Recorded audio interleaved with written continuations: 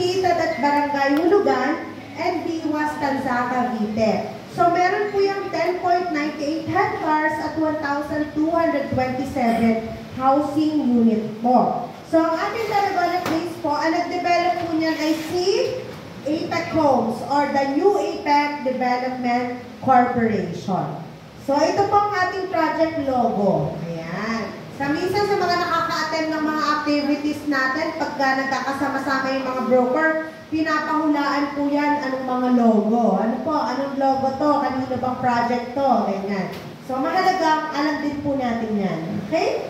So, next is our vicinity map and house model. So, dito po sa Tarragona Place, may tatlong house model po tayo na itatayo. Duplex 45.5, single attached 45.5, and townhouse 44. So, ang ating pong right of way ay sa One Tanza subdivision. So, dun po dadaan tayo. Ano po? So, from SM, yung ating pong madadaanan na road ay yung SM Transportation Bay. Ano po? Sa gilid nun. So, sa gilid po nun, makikita natin na kasunod dun sa may Iglesia ni Cristo, katapat ng 7-Eleven. Tayo po ay kakanan. Sa pagkanan po natin, may isa pang subdivision, kasunod na po nun yung One Tanza. So, sa One Tanza po, papasok tayo sa subdivision na yon. Yun po yung right of way na naibigay sa atin. And then, dun po sa may covered court ng One Tanza, andun naman po yung Tarragona Place subdivision entrance. Okay po? So, pagkapasok po natin dito, tinatanong po yan sa mga sellers, saan po ba sa mapa yung entrance gate? Ano po? Saan po ba sa mapa ang entrance gate? Nandito po siya. Okay po? Nandito po yung entrance natin. And then, ang una po natin mga makikitang bahay, pagpasok po natin ay mga duplex. Duplex, 45.5. Yung mga wala naman pong kadikit, yun po yung ating single attached, 45.5. At yung mga nandito po sa bandang dulo ay yung ating mga townhouse 44. Ano po? Nasaan po yung model house natin? Nandito po siya sa Block 12. Ano po? Block 12 po. Nandito po yung duplex and then sa likod niyan ay mga townhouse po na model house natin. So, bare type lang po yung model house natin. Meaning po, kung ano yung actual na turnover, yun po yung mapapakita natin sa ating pong mga buyer. Wala po tayo yung katulad sa Maple Tree na naka-dress up na unit. Ano po? Bare type lang po ang makikita niyo po dito. Okay, next. So, ganyan po ang kagandahan kay APEC Homes Project. Yes, sir? Magkakaroon po ba ng access doon maliban sa sa ngayon po kasi, sir, wala po pong sinasabi ang engineering kung magkakaroon po tayo ng other access po. Ang plan po kasi niyan ay fence po yun. Ano po, yung ibang mga sinasabing ibang entrance. Ano po, ang ating po kasing binigay na right of way ay dun lang po sa One Tanza subdivision. Meaning po, dun sa other areas, may iba pa kasing mga maliliit na kalsada po, hindi po kasi tayo binigyan ng right of way doon sa mga roads po na yon. Kaya ang dinadaanan po talaga natin ay sa One Tanza. Okay po? Alright, so, dito po kay APEC Homes, to continue, ang kagandahan po ay pare-parehas lang yung halos yung mga model na binibenta natin. Ano po? Pare-parehas lang kung anong mga style ng bahay, kung ano pong cut ng lote, ayun. Kaya katulad din po sa Maple Tree, may duplex 45.5 din po. Si Tarragona. So, ang floor area, 58.5. Ang lot area 58.5, ang floor area 45.5 po. So, ayun po yung ating pong ground floor plan. So, meron din tayong provision for carport. 3 meters po ang wide niyan. So, meaning, kasyang-kasya ang isang car po para dyan. And then, sa unahan, meron tayo 1.5 meters wide. Sa likod po ay 2 meters. Ano po? So, pwede pang magpa-extend ang ating pong mga buyer. So, para sa ating second floor plan, Bare din po yan, walang ceiling, walang partition. Pero good for 2 to 3 bedrooms po ang pwede natin ilagay dyan. Okay? So next is our Townhouse 44. Kapag Townhouse 44 naman po, ito po yung mga bahay na magkakadikit. Ano po, magkakadikit po siya. So ang lot area ay 36 square meters sa isang bahay po. 36 ang lote. And then, ang ating floor area ay 22 sa ground floor, 22 po sa second floor. So, that's our Tarragona Place. Ano naman po ang makikita natin dyan? So, meron po tayong entrance gate.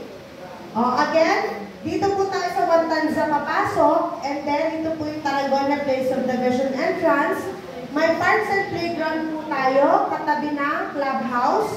And then may water facility tayo. Ang provider po natin ay General Trias Water Corporation. And then may material recovery facility. So ito po yung price ng ating Tarragona. Nasa 2 million plus na po ang ating Tarragona Place.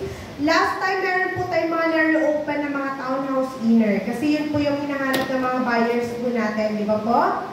Yung mga townhouse inner po natin. So, kindly check your portal po kung ano yung mga available. Kasi yung portal natin, yung apechomes.com, doon nyo na po makikita kung ano yung available inventory kay APEC.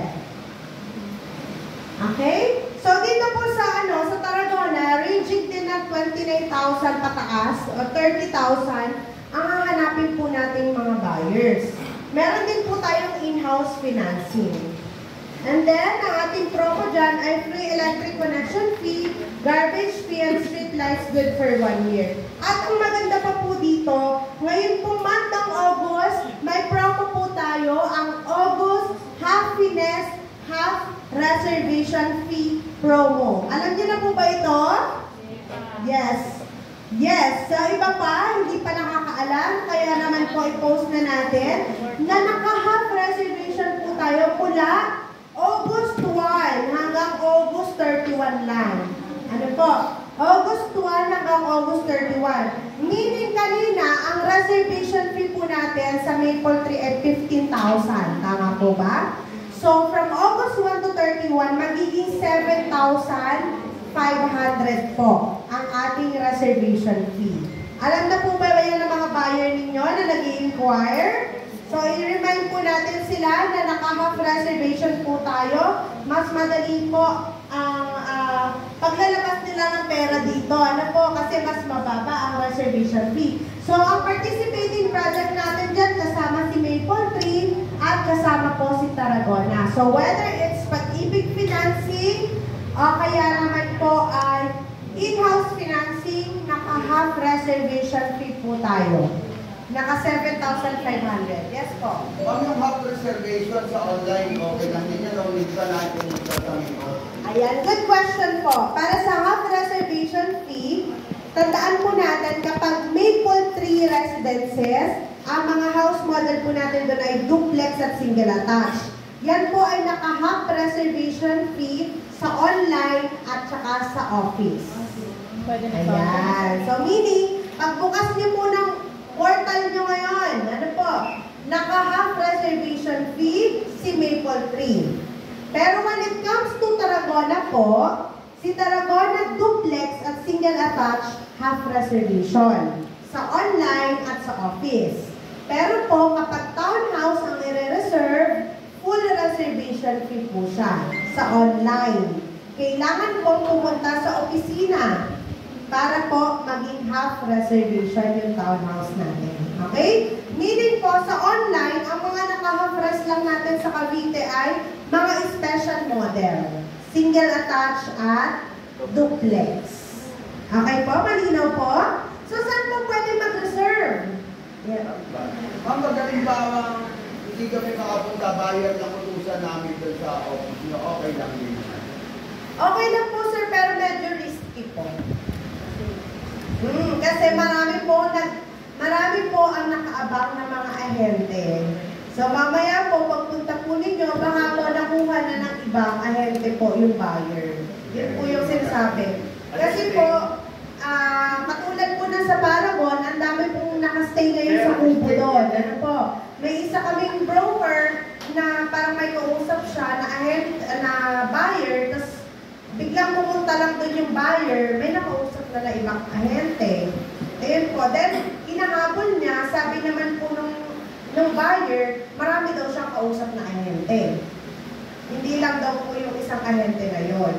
Kaya marami din po kasi ilulusot na yung buyer, o kaya matuturuan na rin ng ibang broker kung anong dapat isagot nila. Ano po, kapag hinahabol sila, nung una nila kausap na broker. Kaya mas maganda po, kasama po kayo. Ma'am, in case pwede na namin i-reserve sa Paragon. Yes po, kapag townhouse po ba? Opo. Townhouse, yes po. Ang ating pong reservation ng Cavite, pwede po yan sa Paragon Village sa 13 at saka po sa Centro Mall Office sa Cabuyao, Laguna. So, pagka ang ating detail po kasi kapag South area, Centro Mall lang po ang reservation. Pero since naka-half rest po tayo, nagbigay din po kami ng authorization na makapag-reserve ang mga sellers sa site. Kasi hindi po yan lagi-lagi, di ba po? Since naka-half rest lang po tayo, mas pinalapit namin para hindi po mahirapan yung buyer at seller na mag-reserve. So sa Paragon Village po, nag-a-accept po tayo ng reservation dyan. Okay po? Alright. So, para naman po sa ating features and amenities, we have, yes po? Ma'am, parati may tao doon, ma'am. Office, ayan, i-discuss po natin Ma'am, mamaya. parati may tao doon sa office natin dyan. Ano po? Sa Paragon, lagi may tao doon. Lagi pong may tao sa office ng Paragon. Wala po tayong rest day doon. Ano po? Kahit gabi sir, Yan. mayroon. So, para sa ating features and amenities, ayan po yung makikita natin sa subdivision. We have long span colored roof. Ang roof color po natin ay brown, choco brown. Ano po? And then we have steel casement windows. Sa ibang mga subdivision, yung bago pong mga subdivision ni APEC, like yung Pontedera sa San Pablo, at saka yung Bataan po, naka-sliding window na. Pero dito po sa mga project natin, sa Maple Tree at Tarragona, steel casement pa rin tayo. Okay po? And then, toilet and bath with tiles, hanggang half ng wall ang tiles po natin. Complete electrical wiring and fixtures, complete water plumbing pipes and fixtures, entrance gate with guardhouse po. We also have our multi-purpose hall and playground, and then basketball court, concrete roads, curbs and gutters, centralized water supply, and then underground drainage system. Kumusta po pala kayo dito? Binaha po ba kayo kahapon? Hindi naman. Ayan. Okay. So, ito naman po yung discount para sa ating pong across all project po ito ng APEC Homes ha. Kapag magre-reserve po, mapa north, mapa south, ito po yung discount na binibigay natin. So, kapag full payment ng equity, ang babayaran ng buyer, may 2% discount within 30 days from the date of reservation. Kapag full payment naman po ng TCP, may 2% discount within 30 days from the date of reservation and 1% within 60 days from the date of reservation. Ma'am, paano po?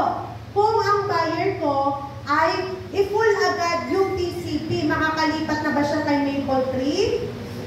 Hindi pa, kasi naka-pre-selling pa po tayo. Katulad po ng sinabi ko kanina, waiting po tayo sa title, individual title ng mga block and lot, plus yung electric connection fee and then yung ating po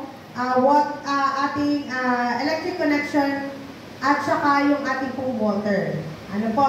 Sa ano naman po, Tarragona Place, ang kagandahan po, ang balita po natin ay lumabas na yung individual title. So, ang waiting na lang po natin sa Tarragona ay yung ating pong electric connection at saka yung ating pong water connection. Ano po? So, mabilis-bilis na rin po. Okay?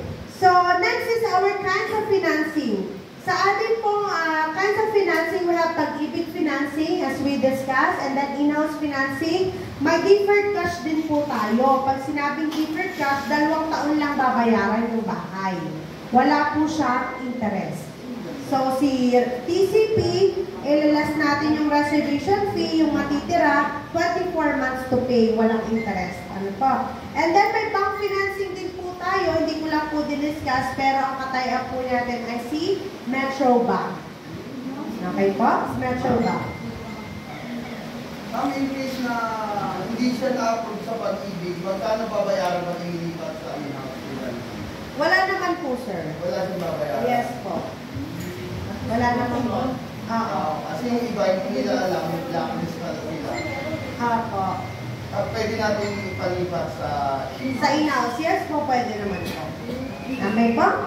So, our reservation guidelines. Ngayon po, nakilala niyo na kung sino si APEC. Anong taon nga po siya na-establish? 1997. Ayan. So, kilala niyo na rin kung anong project sa Cavite. Tama po, dalawa. Kasi hindi ko na diniscuss yung isa, yung Paragon. Kasi ubos na po. Sold out na yung reopen.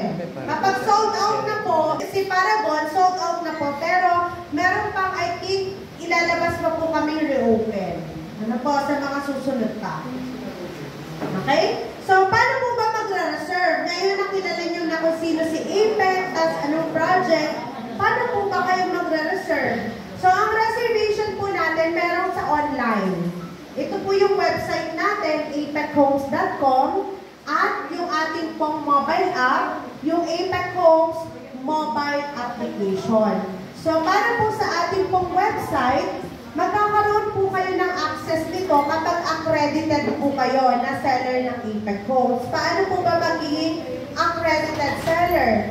Kailangan po si coordinator, sila Sir June, sila Sir JR po, o kaya si Sir Ram po ay magsasubmit sa amin ng Excel file ng mga nag-attend ng PKS. Ano po? And then, yung attendance ba? Nag-attendance po kayo? Yun po yung mahalaga. Attendance sheet ng mga nag-attend ng PKS plus valid ID po.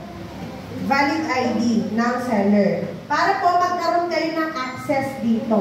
Ano po? Kasi dito po, hindi nyo ito mabubuksan kung wala po kayong email address at password na galing po kay APEC. Okay? Ano pong kagandahan ng meron kayo nito? Kasi ito pong website at ito pong mobile application, dito nyo na po makikita kung ano pong block and lot yung available. Kasi real time po siya. So kapag ka, hindi na po kayo magtatanong sa akin, ma'am, anong available sa block 48? Anong available sa block 49? Kasi makikita nyo na po yun sa portal. Real time po siya. So, meaning, kahit po tinitingnan nyo yung mga block and lot doon, ay meron pong possible, meron pong nagre-reserve. Kasabay na nag-check kayo ng mga inventory. Okay po? Alright. So, ayan po yung 2 ways to reserve. Ano naman po ang process pag website? Minsan kasi, tinatanong po ito, anong proseso ma'am pag website?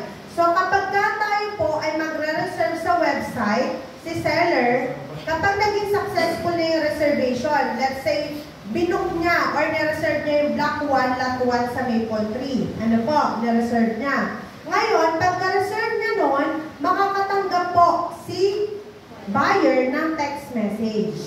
Ano po? Na text message na naglalaman na kino-congratulate siya ni APEC Homes dahil naka-receive siya, nakapag-reserve siya ng unit sa Maple Tree. And then, meron po yung link na ipapadala.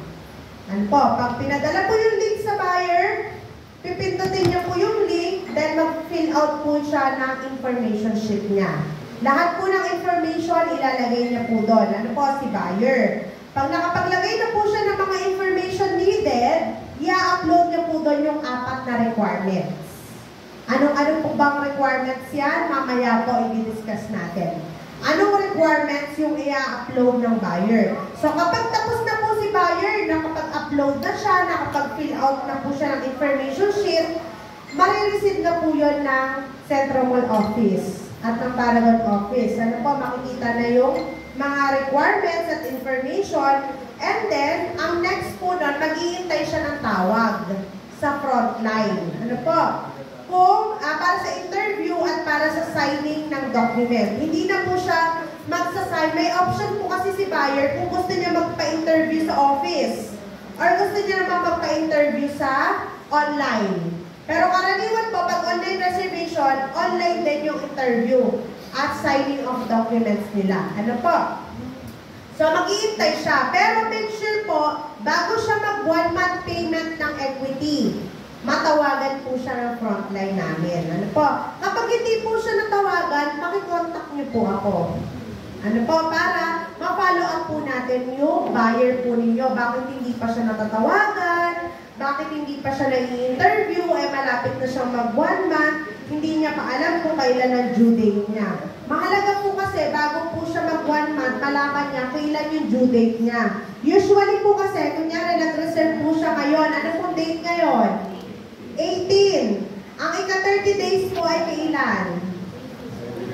September 17. September 17. Pero nagbibigay po kami up to 45 days po. So, 17 plus 15 days pa. Ano po? So, magiging October 2. Tama? Ang first monthly. Pero dapat ma-double check niya kasi baka ang nailagay lang sa kanya 30 days. Ano po? Kaya dapat, kapag ang buyer niyo po ay hindi pa natatawagan, bago mag 1 month, pakicontact na po ako through our coordinators. Basta ibigay niyo lang po yung pangalan ng buyer, block and lot at project, at ano po concern. Ano po? Dapat pag magko-concern po kayo, magte-text po kayo sa akin, dapat magpakilala po kayo. Ano po? Kasi minsan, may mga nagtatanong hindi nagpapakilala, hindi naman po natin alam kung accredited na ba sila, o ano po, o kung kaninong broker po ba kayo. Ano po? Kailangan may pangalan ng buyer, block and lot, then kung anong concern. Ano po? Maliwanag po? So, yun po yung process pag online. Ano po? May mga ilang days pa bago matapos si buyer. Next naman po ay kapag office. Sa office reservation po, 1-day process lang lahat yon. Yung nabanggit ko po. So, pupunta po sila sa opisina, it's either sa Paragon o kaya sa Centro Mall. Mapipili po sila ng project at ng block and lot na i-reserve nila. Pero pagpunta niyo po sa opisina, dapat kasama yung ahente. Yung ahente po yung magbibigay ng block and lot na i-reserve. Kasi yung block and lot makikita na sa portal. Ano po? So, kailangan si buyer, papiliin niya na po sa portal kung ano gusto niyang block and lot bago pumunta sa opisina. So, kapag pupunta na sa opisina, nakapili na ng project, nakapili na ng block and lot, mag-fill out na siya ng information sheet. Pagka-fill out niya ng information sheet at mag-submit ng 4 vital documents, i-orient na siya o i-interviewin na siya. Pagka-interview, paperma na siya ng reservation form, magbabayad na siya sa cashier, tapos na po ang transaction. Okay? Ganun po ang ating office reservation. So, paano po mag-reserve? Through online or through office. Sa online naman po, 24/7 naman po tayo open. Yun naman po yung kagandahan niya. Ano po? Everyday, open po tayo 24/7. So, kahit ang kausap nyo ay OFW, okay na okay. Ano po? Pagka okay siya na i-reserve niya itong project na to, pwede nyo na i-reserve agad sa online. Ano pa pong maganda? Hindi na kayo mamamasahe papunta sa opisina. And then, hindi na po kayo pipila. Kasi usually, pag sa opisina, may mga pila po. Kung sino unang dumating, siya yung unang isa-assist. Diba po? So, ganun sa ating opisina. At pangatlo, hindi na po kayo mamamasahe sa buyer nyo o magpapakain sa buyer nyo. Ano po? Sila pa yung maglalabas ng reservation fee at convenience fee po. Kasi sa online, may additional 300 pesos po tayo. So, meaning kung 7.5 yung reservation fee, magiging 7.8. Kasi yung 300 po, pupunta sa nagme-maintain ng website. Okay? So, ito po yung ating guidelines or reminder. Dapat accredited kayo as seller po ng APEC Homes. Makapag-submit si broker or coordinator ng inyong pong Excel file na nag-attend ng BGS at photocopy ng valid ID. So, sa ngayon po, ini-implement na natin na kapag in-NA nyo po yung seller details sa online, wala na po yung seller na mailalagay sa RA. So, sayang naman po yung incentive na makukuha. So, meaning po, dapat accredited na muna kayo bago po kayo mag-reserve ng unit. Okay po? So, madali lang naman po yan. Alam na po niyan ang process nila, Sir Bernie, at ng mga coordinators po natin. So, next, I-prepare nyo po yung pambayad nyo pag online reservation. Ito po ay mababayaran through GCash, sa GrabPay, sa debit or credit card payments, Visa and Mastercard. And then i-evaluate nyo po bago i-reserve yung buyer po ninyo kasi no refund policy tayo. So meaning, kapag nakapagbayad na siya ng reservation fee na i-reserve niya na yung unit, hindi na po tayo nagre-refund. Ano po? Kung sakali man na-cancel sila kasi hindi sila mag-reserve na at hindi po pala sila kaya makapag-comply ng mga requirements. Baka po ma-cancel sila, wala po tayong refund ng reservation fee. Ganon din po sa equity. Wala din po tayong refund. Ano po, kapag nag-equity na siya, tapos yung buyer natin, biglang, ay ma'am, ayoko na pala. Hindi ko na pala itutuloy yung bahay ko. So, wala po tayong refund. Pwede lang po, i-reserve niya. Kung sakaling na-cancel po siya, pwede po siyang mag-reserve ulit. Makikredit po yung ilang payments niya dun sa naunang unit. Ano po? Okay po?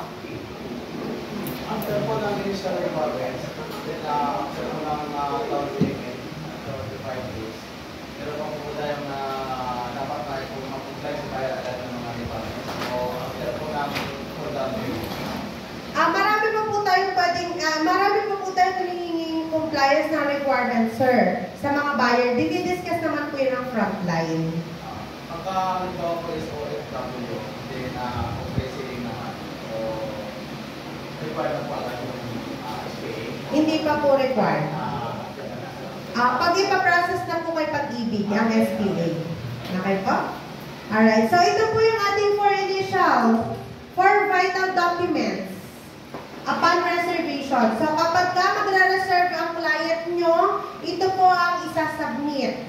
Kapag locally employed, meaning dito po nagtatrabaho, ay 1 month updated payslip ang hinihingi natin. Meaning, kahit yung July, pwede po ngayong August, kasi isang buwan ng July, pwede po yun. Ano po? And then, pwede rin pong COEC. So, ang tinitingnan lang po natin dyan, basic, ano po? Yung basic ng buyer. And then, proof of billing, kahit hindi po nakapangalan sa kanya, yung proof of billing na isasabit niya. As long as, yun po yung nilagay niyang address doon sa link, at saka doon po sa ating reservation, okay na po yun. Next is, No need na yung certification. no need of certification. Okay, company ID or one government issued ID po, and then birth certificate if single, marriage certificate if married. So next is OFW or seaman. So kapag OFW po, ang hinihingi natin proof of income, a latest job contract, o kaya naman ay 1 month updated payslip or 6 months remittances. Sa contract po, dapat English translated. Okay po?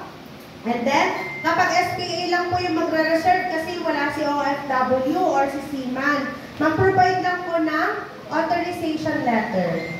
Okay? Yung SPA, to follow na lang kapag iba-process na kay Pag-ibig. Next is, passport as valid ID and then birth certificate if single, marriage certificate if married. Kapag buyers with business, ang hinihingi po natin ay ITR and financial statement, proof of billing, 2 valid government IDs at birth certificate if single and marriage certificate if married. So next, yan po yung 4 na requirements ha. Mahalaga po yan na i-submit ng mga buyer nyo kasi yung mga next na mga incentive natin mamaya po sa seller, tinitingnan po yan. Kompleto ba yung 4 na yan? Yung 4 lang po talagang mahalagang yan para ma-release po sa atin ang mga incentive. Okay po? So any lacking, hindi po nire-release. Ano po yung incentive po natin? Kaya mahalaga po, maipakomplay natin sa buyer po natin. Next is our in-house financing requirements. Ito naman po yung requirements kapag ang buyer natin ay nag-in-house. Ang age requirement dapat hindi lalagpas ng 60 years old. Pag mag-second rem na. And then, ang capacity to pay, dapat may source of income at dapat nakakapag-issue siya ng PDC. Kukuha mismo siya sa bangko. Ano po? PDC para sa second rem balance niya ay yung 70%. Kung good for 5 years yun, yung i-release niya, or kung good for 10 years. Ano po? And then, documentary requirements, PSA, birth or marriage contract, 2 Philippine government-issued valid IDs, TIN verified of the buyer, and latest proof of deeding. And then, para sa insurance po, katulad din po ni Pag-ibig, gusto natin, insured din po yung mga in-house financing buyers po natin. Kaya po, kailangan ma-qualified po sila para mag-apply ng MRI at fire insurance sa katayang po nating company lang. Yan po ay si PhilLife, si PhilFirst, at si Western Guarantee. Okay po, malinaw? So, ayan po yan. Okay, gising pa? Okay, next po is our housing loan processing. Dapat full equity na, dapat complete ang requirements, approve ang MSBS or talagang member siya ni Pag-ibig at 100% constructed ang bahay. And then, kapag na-take out na po kay Pag-ibig yung buyer nyo, pwede na siyang mag-move in. Ang process po natin kay move in, dapat approve na siya kay and then, nakapagbayad siya ng move-in fees. Mamaya may sample move-in fees po tayo. Pero since ang Tarragona po wala pang lumilipat, wala pa rin po lumilipat sa Maple Tree, wala pa tayong computation. Ano po, dun lang sa may mga naka-move-in na subdivision natin. And then, dapat nakapagbayad ng 1 month advance kay Pag-ibig, nakapag-apply ng move-in, at na turnover na po ang unit. So, yan po ang ating move-in process. So, ito po yung sample move-in fees po natin. Sa Paragon Village, nagkakahalaga po ng 19,600. For Verdanza Homes po ay 13,600. So, si water po, si buyer na mismo yung mag-a-apply sa subdivision kasi may water provider po na pumupunta naman sa site. So, doon na mismo sila mag-a-apply sa mismong site po. For Maple Tree, si ano nga po, Naik Water. For Tarragona, si GTWC. Pero sa ngayon, wala pang move-in. Ano po, ito lang yung meron. Pero may note po dyan that move-in fees are subject to change upon application. At saka yung iba't ibang subdivision po, may different computation. Ano po, depende. Kasi sa Paragon, meron na siyang HOA membership fee, tapos mas mataas na yung occupancy band niya. Ano po? So, depende po yung computation. Pero kanina po, sa Maple Tree at saka sa Tarragona, naka-free na yung electric connection. So, mababawas na to, plus yung garbage fee and street lights good for 1 year, mababawas na rin po. So, ang babayaran na lang, pag kay Verdanza, occupancy band. Ano po? Pero, kay Verdanza yun. Ang ating pong computation ay kay Tarragona at kay Maple Tree. Ano po? Okay? So, next po natin is our incentive support for 20